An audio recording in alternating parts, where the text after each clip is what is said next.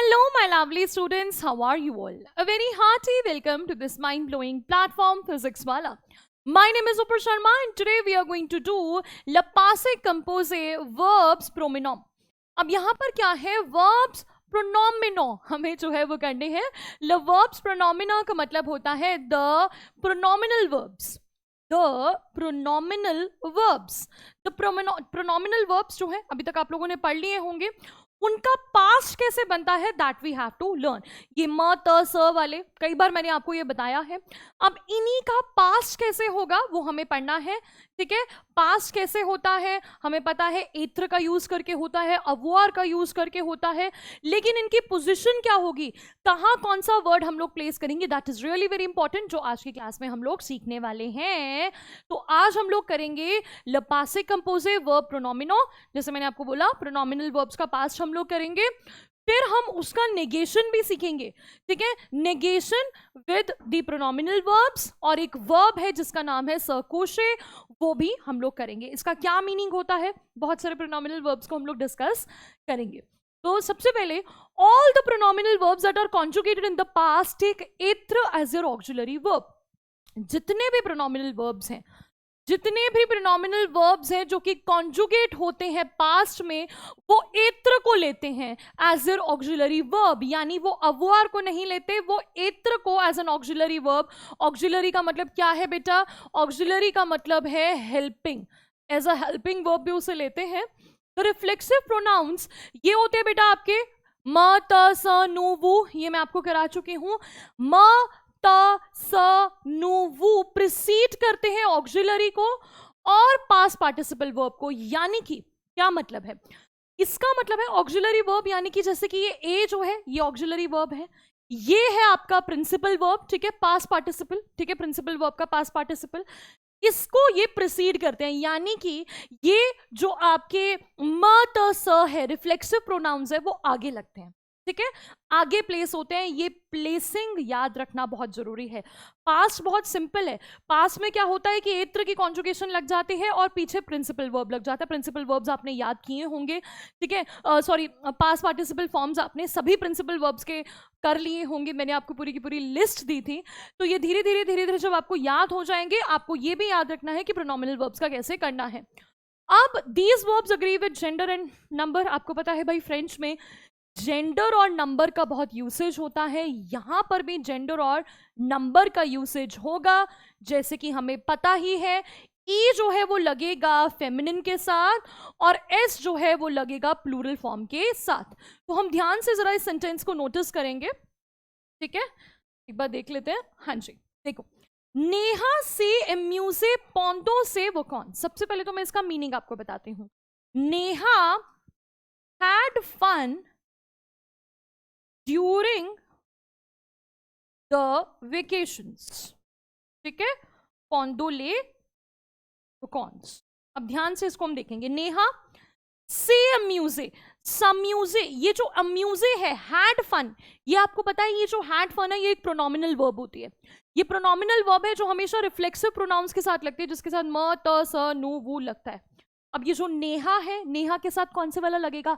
L वाला लगेगा. और एल के साथ क्या लगता है? स लगता है. तो यहां स लगा है.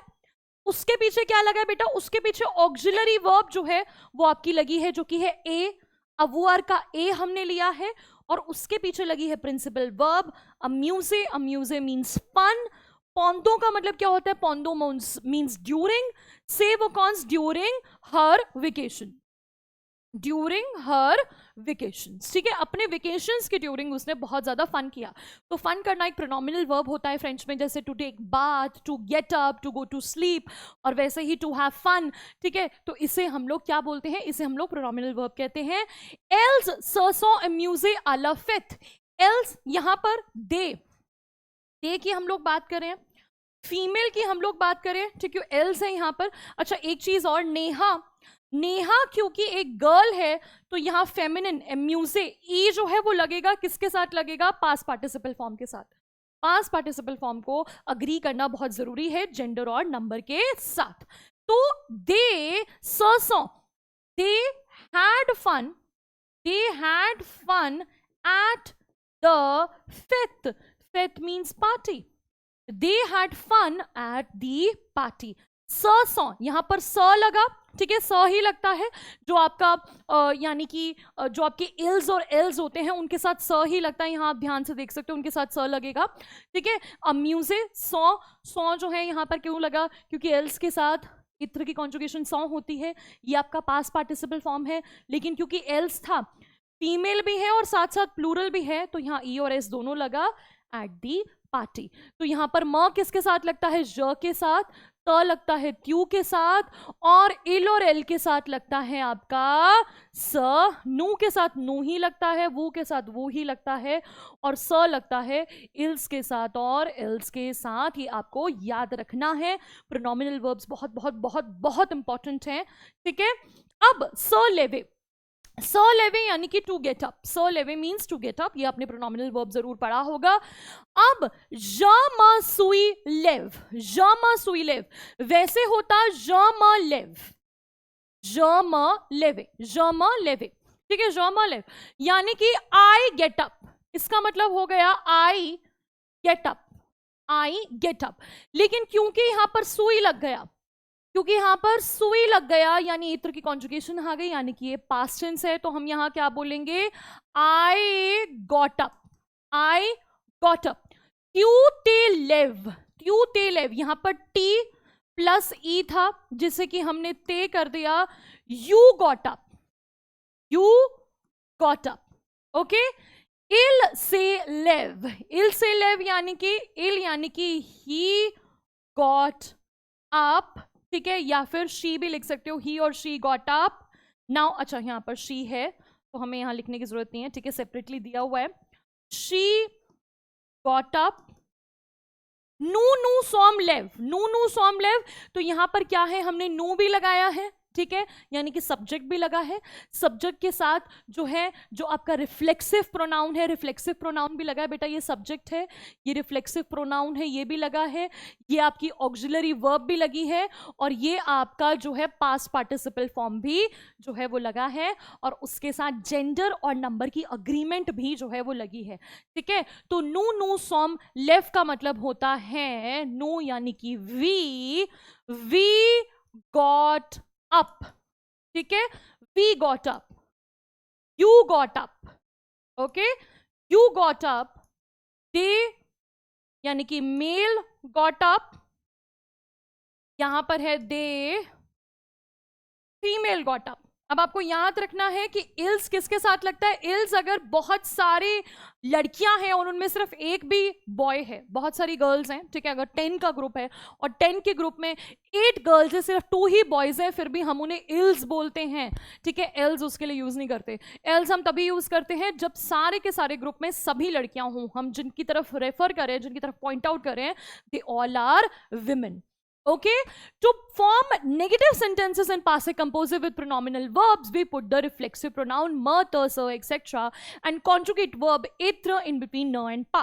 नेगेशन के लिए हम लोग क्या करते हैं, नेगेशन करना भी इनका बहुत ज्यादा जरूरी है, बहुत सिंपल है इनका नेगेशन। हम लोग जो रिफ्लेक्सिव प्रोनाउन है म, त, स और कॉन्जुगेटेड वर्ब है इत्र, उसको न और पा के बीच में लगाते हैं। करेंगे तो समझ में आएगा, थोड़ा सा लंबा हो जाता है लेकिन बहुत ज्यादा लॉजिकल है, तो आप लोग समझ सकते हो। सबसे पहले बच्चों आपका लगेगा सब्जेक्ट ज, ठीक है, फिर लगेगा आपका न, ज के सब्जेक्ट के इमीडिएटली बाद जो है वो आपका न लग जाएगा, न के बाद आपका म लगेगा, म क्या है बेटा आपका रिफ्लेक्सिव प्रोनाउन, फिर लगेगा आपका सुई कॉन्जुगेटेड, सुई को हम लोग बेटा ऑक्सिलरी वर्ब भी कह सकते हैं, ठीक है, ऑक्सिलरी वर्ब लगेगा आपका, फिर लगेगा आपका पा लगना बहुत जरूरी है, ठीक है, पा लगेगा, और पा लगने के बाद जो है आपका लावे लगेगा, that is the past participle form, principal verb का पास्ट पार्टिसिपल फॉर्म। तो यहां हमने क्या देखा, न कहां लगा बेटा, न लगा सब्जेक्ट के जस्ट बाद, रिफ्लेक्सिव प्रोनाउन के जस्ट पहले, और पा कहां लगेगा, ज न म सुई पा, सुई पा ऑक्सिलरी वर्ब के बाद आपका पा लगेगा। ये लंबा होता है बट ये बहुत ज्यादा लॉजिकल होता है, तो एक बार आपने इसकी सीक्वेंस याद रख ली तो आपको जो है सब कुछ एकदम सॉर्टेड है। सीक्वेंस याद रखनी है, क्या है बेटा, सब्जेक्ट प्लस न plus reflexive pronoun plus auxiliary verb plus पा प्लस आपका जो है वो पास्ट पार्टिसिपल फॉर्म जो है उसके साथ लगेगा। अब लास्ट में एक एग्जाम्पल के तौर पर आपको बताया है स कूशे। स कूशे का मतलब होता है टू गो टू बेड, ठीक है, टू गो टू बेड। ज न म सुई पा कुशे, ज न, तो ज है आपका सब्जेक्ट, फिर न लगा, फिर उसके बाद रिफ्लेक्सिव प्रोनाउन लगा, फिर उसके बाद आपका ऑक्सिलरी वर्ब लगा, फिर पा लगा और उसके बाद प्रिंसिपल वर्ब लगा। तो यहां क्या है, ये पास्ट टेंस है बेटा, ये पास्ट टेंस है, लेकिन ये नेगेटिव पास्ट टेंस है। I did not go to bed, I did not go to bed, ठीक है, ये इसकी ट्रांसलेशन है। You did not go to bed, okay, he did not go to bed, so on and so forth, so on and so forth। आपको याद रखना है, she did not go to bed, we did not go to bed, you did not go to bed, they did not go to bed, they female did not go to bed, ठीक है। तो ये go to bed actually होता है स कूशे, प्रोनोमिनल verb है म त स वाला, ठीक है। म त स को हम लोग देखो यहां पर ध्यान दो, ये सारे सब्जेक्ट है, सब्जेक्ट तो ऑब्वियसली सब्जेक्ट है, सब्जेक्ट के साथ क्या लगेगा, न न न न न, फिर उसके बाद क्या लगा है म त, यहां पर हम लोग हाईलाइट कर लेते हैं क्या लगा है इसके साथ म, इसके साथ त, इसके साथ स, इसके साथ भी स, ठीक है, और इसके साथ जो है वो नू लगा, इसके साथ वो लगा, इसके साथ जो है वो स लगा, इसके साथ भी स लगा।